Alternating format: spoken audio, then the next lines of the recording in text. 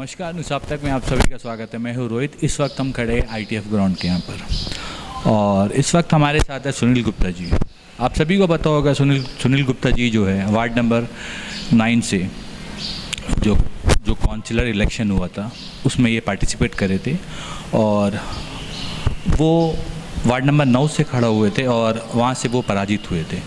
तो आज कुछ एक बर्निंग इश्यूज़ है। जैसा आप सभी को पता होगा, आइलैंड टूरिज़्म फेस्टिवल जो अभी कुछ दिनों में जनवरी में ही होगा, तो उसको लेकर जो है ये एक प्रेस कॉन्फ्रेंस कर रहे हैं और आखिर क्या विषय है और इस ITF को लेकर क्या प्रॉब्लम्स आई है उसके बारे में ये हमें बताएंगे। तो आइए हम इन्हीं से जानते हैं।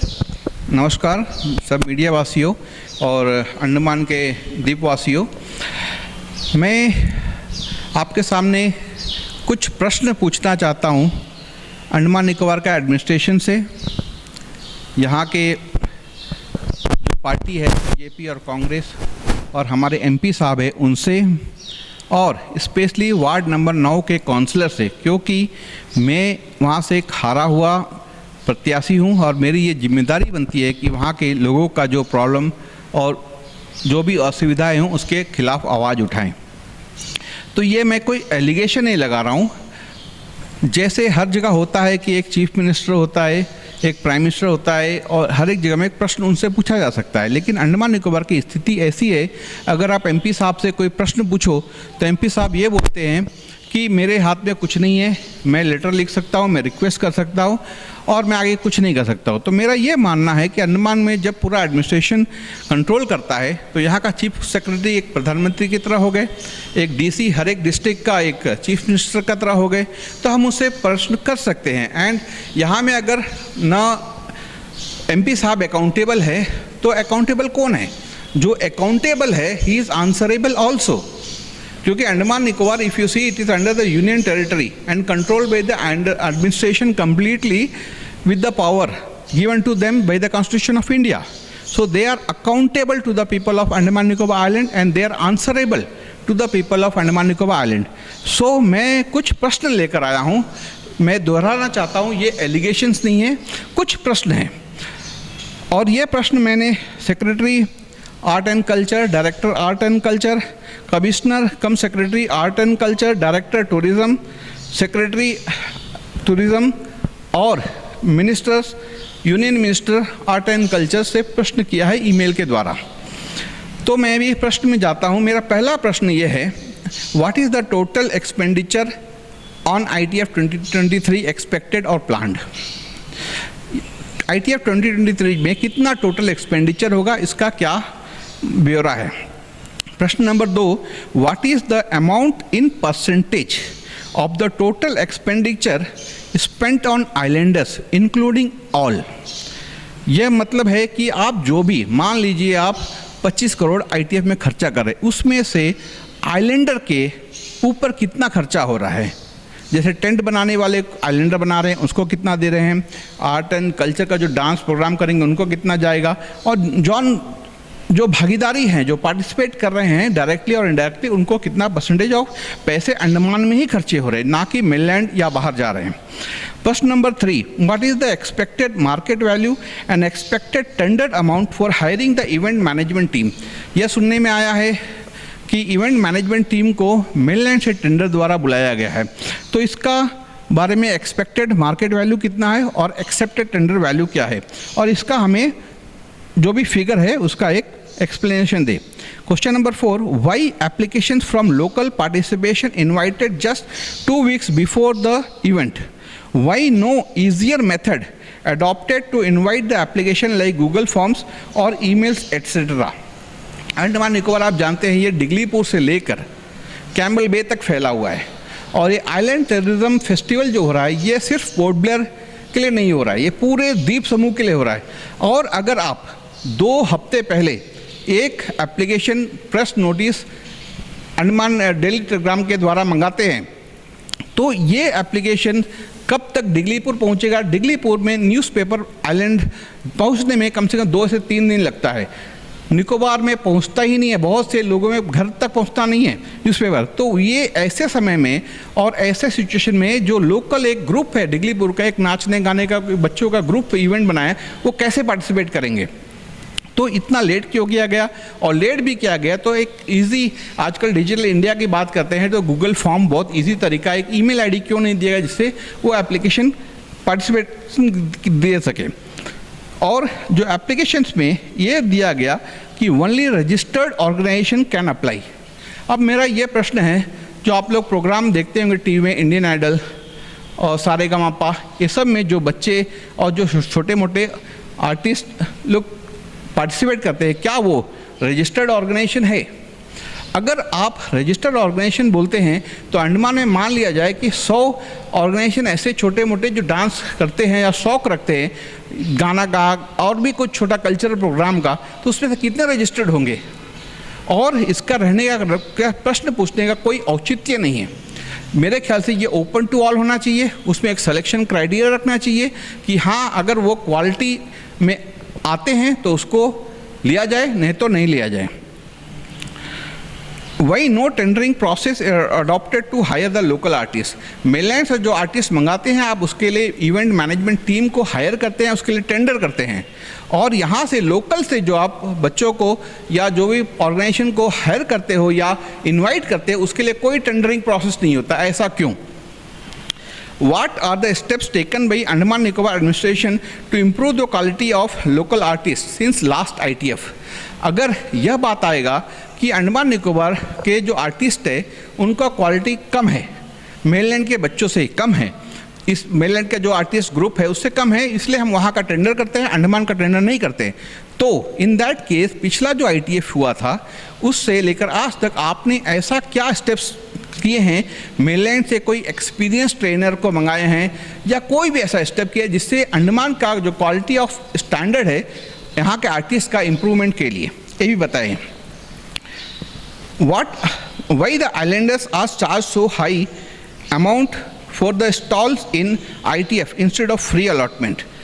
For example, security deposit 30,000 rupees है ईच स्टॉल के लिए, और एक group of stall 45,000 for 10 days में दिया जा रहा है, और 35,000 10 डेज में दूसरा दिया जा रहा है। अब ये क्वेश्चन है, अगर मान लीजिए आपको ये स्टॉल्स देकर 10 लाख भी फ़ायदा हो रहा है और अब 25 करोड़ खर्चा कर रहे हैं, तो क्या ये 10 लाख रुपया आप बियर नहीं कर सकते?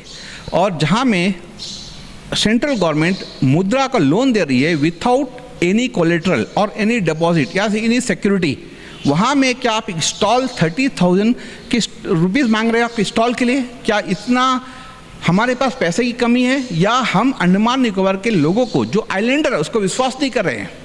तो ये बहुत बड़ा क्वेश्चन मार्क है। और आप एक ITF में एक ये होता है कि अंडमान आइलैंड टूरिज्म फेस्टिवल है to grow the people of Andaman Nicobar. Andaman Nicobar people को एक शोकेस और एक उनको कुछ एक्स्ट्रा इनकम देने का जरिया और दुनिया को दिखाने के लिए कि Andaman is beautiful, to invite the people across the world to come to Andaman. लेकिन ये कौन से कॉस्ट पे किया जा रहा है? अगर कोई भी एक गरीब या कोई बंदा एक स्टॉल लेना चाहे तो उसको 35,000 देना पड़ेगा rent, and 45,000 rent and 30,000 deposit. भले ही डिपॉजिट बाद में मिल जाएगा, लेकिन but this is a good big question mark. Question number 10, vocal for local is the mantra given by our Prime Minister to promote the local product and local artist. But the Andaman Nicobar administration is practicing to act on denial of this mantra. Please explain. आपको ये explain करना होगा कि आप ये vocal for local में चल कर नहीं क्यों जा रहे हैं, दूसरा तरीका क्यों अपना रहे हैं। क्वेश्चन नंबर 11, ये थोड़ा लंबा है। With the problems like closure of airport, NH in a bad shape, whopping price of airfare, better price of popular international destination का अंडमान से अच्छा प्राइस मिलता है, problem of electricity in Surajdeep, Shahid Deep and Pobler among other islands, problem of fuel in Shahid Deep, Surajdeep, problem of crocodiles in the beaches, COVID-19 around. What gives you so confident to boost the tourism by the ITF? ये ITF tourism को boost करने के लिए होता है, लेकिन आप अंडमान में देखिए आज जो प्रॉब्लम्स है, इलेक्ट्रिसिटी का प्रॉब्लम्स, क्रोकोडाइल का प्रॉब्लम, एयरफेयर का प्रॉब्लम, एयरपोर्ट क्लोजर का प्रॉब्लम, जो लाइट एंड साउंड शो 6 महीने से बंद है, जॉली बॉय बंद है, ये जो इतने प्रॉब्लम्स होते हैं तो एक टूरिस्ट क्यों आएगा? और आपका Indian tourism and island tourism festival में आप ऐसा क्या कर दोगे कि टूरिज्म बूस्ट हो जाएगा? ये बहुत बड़ा क्वेश्चन मार्क है। Who is the highest approval authority to approve the event ITF, and is this event approved by the central government in the event of rise of corona across the world? जब across the world corona बढ़ रहा है तो क्या ये आपको approval मिला है? And last question 13 number, what is the percentage of growth in tourism you expect in 2023 compared to 2022 and compared to average inflow of tourists in our island? मेरा ये लास्ट प्रश्न है। आप ITF कर रहे हो, बहुत अच्छी बात है, लेकिन इसका कुछ एम, कुछ गोल होता होगा। आपने कुछ गोल सेट किया होगा कि मेरा इनफ्लो, मान लीजिए एक साल का इनफ्लो होता है 5 लाख टूरिस्ट आते हैं अंडमान में, तो एक आइलैंड टूरिज्म फेस्टिवल करने से इसमें कुछ 10% या 20% ग्रोथ होगा।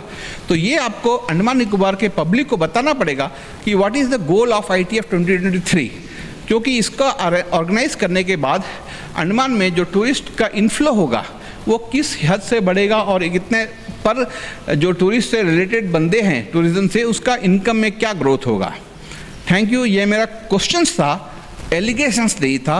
और ये मेरा क्वेश्चंस अंडमान के MP और जो बाकी सीनियर मोस्ट लीडर है, vice president and president of every party है, कि ये क्वेश्चंस आपके दिमाग में क्यों नहीं आया और ये क्वेश्चंस आप क्यों रेज नहीं किए।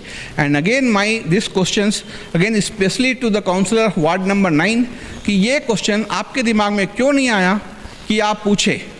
और मैं ये बताना चाहता हूँ कि हमारे आइलैंडर्स का ये हक है कि हमें अपना प्रश्न को किसी भी अथॉरिटी, भले LG हो, चीफ सेक्रेटरी हो या अंडमान निकोबार टूरिज्म, कोई भी डिपार्टमेंट सेक्रेटरी हो, रखने का पूरा हक है।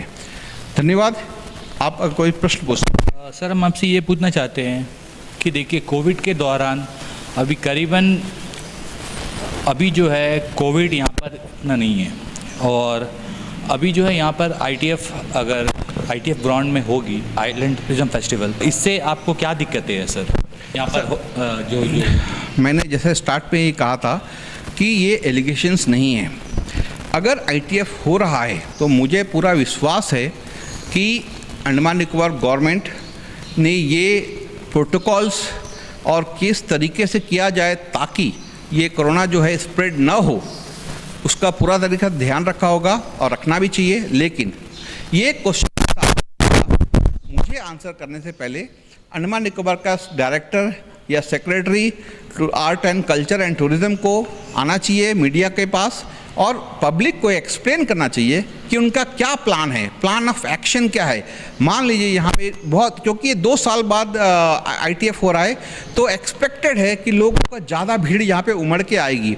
तो ज़्यादा भीड़ जब उमड़ के आएगी तो उसका कंट्रोल करने का कोई तरीका इन्होंने अडॉप्ट किया है या नहीं किया है, मास्क जरूरी रखा है या नहीं रखा है, वैक्सीनेशन जरूरी रखा है या नहीं रखा है। I am not against the ITF at all. ये हो रहा है, बहुत अच्छी बात है, लेकिन हमारा हक है कि प्रश्न पूछना। सर, अब जैसा आपने अभी ये बताया, आपने जितने भी प्रश्न रखे, आपको क्या लगता है आपको इसका आंसर मिलेगा? बिल्कुल। मुझे देखिए, मैं ये प्रश्न अभी ईमेल किया हूँ। आपको सॉरी, मैं आपको रोक रहा हूँ, क्योंकि इतने लोग हैं यहाँ पर, इतने सोशल एक्टिविस्ट है, इतने जाने माने लोग हैं, वो लोग ये सब इशू नहीं उठा रहे हैं और आप रिस्क कर रहे हैं। आखिर ऐसा क्या बात है? देखिए, मैं एक, जैसा मैंने बोला, मैंने मेल में भी लिखा है कि मैं एक कॉमन आइलैंडर की तरह लिख रहा हूँ। लेकिन ये देखिए, ये पावर हमारे देश की कॉन्स्टिट्यूशन, संविधान हमें एक आइलैंडर, नॉट आइलैंडर, एक सिटीजन ऑफ इंडिया को ये पावर दी है। अभी तो मैं एक ईमेल लिखा हूँ, आंसर नहीं आया कुछ दिनों में, तो RTI, राइट ऑफ इंफॉर्मेशन, आपको मालूम है, तो वो दिया जाएगा। तो इंफॉर्मेशन एक्ट जो है वो, उसके थ्रू हम answer, because they are answerable, इनको आंसर देना ही पड़ेगा। तो सर, हम एक आपसे आखिरी सवाल पूछते हैं। जैसा आपने, सर ने 13 पॉइंट्स जो है रेस किए, तो जैसा सर आपने वार्ड नंबर 9 से आपने इलेक्शन कॉन्टेस्ट किया था, तो कहीं ऐसा कुछ नहीं है कि आप MP इलेक्शन में भी आप कॉन्टेस्ट करेंगे? देखिए, मैं आपने सही प्रश्न पूछा। मैं वार्ड नंबर 9 से लड़ा और चौथे नंबर में आया था ऊपर से। और मैं वार्ड नंबर के 9 के जनता और जो वोटर्स हैं उनको ये भी अपील करना चाहता हूँ कि अभी तक कुछ समय हम वहाँ के काउंसलर को दे रहे हैं ताकि वो उन्होंने जो वादा किया है उसको पूरा करें। और होपफुली 2-4 महीने के बाद जब उनके लिए एनफ टाइम दे दिया जाएगा तो वहाँ से हमारा प्रश्न शुरू होगा। हम ग्राउंड में उतरेंगे और देखेंगे जाकर, और लोगों से मैं ये भी इनवाइट कर रहा हूँ, मेरे नंबर आप लोग के पास होगा, उस पर प्लीज़ मुझे कांटेक्ट करें, मुझे बताएं अगर कोई इशू या कोई प्रॉब्लम आपके पास है, आपने हमारे काउंसलर साहब से रेस किया है और उन्होंने सॉल्व नहीं किया है या वो उनका गलत रवैया है, उसके खिलाफ मैं उनका आवाज़ उठाऊंगा। और मेरा ये वादा रहा, उनको लेकर आपके घर तक मैं आऊँगा और आपकी प्रॉब्लम सॉल्व करेगा।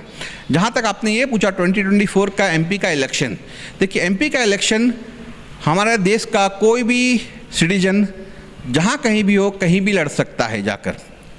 तो ऐसी बात नहीं है कि मैं लड़ना कुछ प्लान है, और ऐसी भी बात नहीं है कि मैं नहीं लड़ सकता। लेकिन ये जो मैं प्रश्न किया एक एज ए आइलैंडर किया हूँ, और अभी तक 2020 का तस्वीर मैं नहीं देख रहा हूँ, और मुझे ऐसी कोई लालसा अभी तक एज ऑफ नाउ कोई प्लान नहीं है।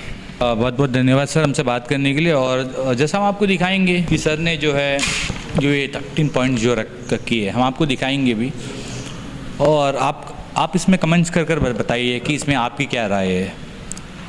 इसी के साथ ही मैं रोहित, कैमरामैन महेश नारायण के साथ न्यूज़ आप तक। धन्यवाद। अंडमान से जुड़ी सभी छोटी बड़ी खबरें देखने के लिए हमारे अपने न्यूज़ आप तक यूट्यूब चैनल को सब्सक्राइब करें और बेल आइकॉन प्रेस करना ना भूलें। हमारा अपना न्यूज़ आप तक, अब सच देखेगा अंडमान।